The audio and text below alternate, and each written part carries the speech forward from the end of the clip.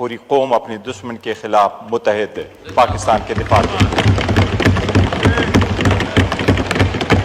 हमें इस बात पे फख्र है कि पाकिस्तान का दिफा मजबूत हाथों में है और पाकिस्तान इंडिया के हर एग्रेशन का मैसिवली और स्विफ्टली जवाब देगा।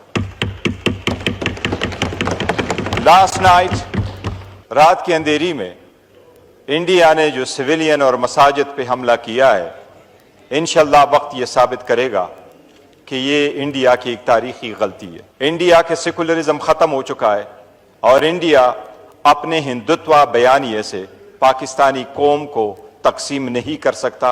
हम यूनाइटेड है, पाकिस्तान हमारा रेड लाइन है और हम दिफा में खड़े हैं।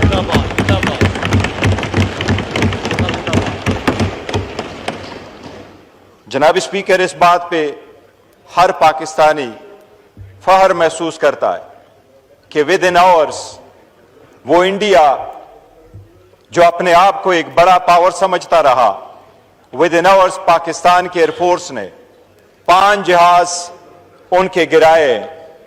हम पूरे कौम को इस बात पे मुबारकबाद देते हैं। जनाब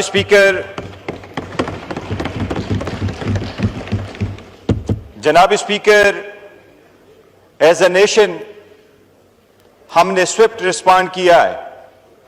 अगर इंडिया ने दोबारा भी इस किस्म की खमाकत की तो इंशाअल्लाह एक बार फिर मुंहतोड़ जवाब मिलेगा।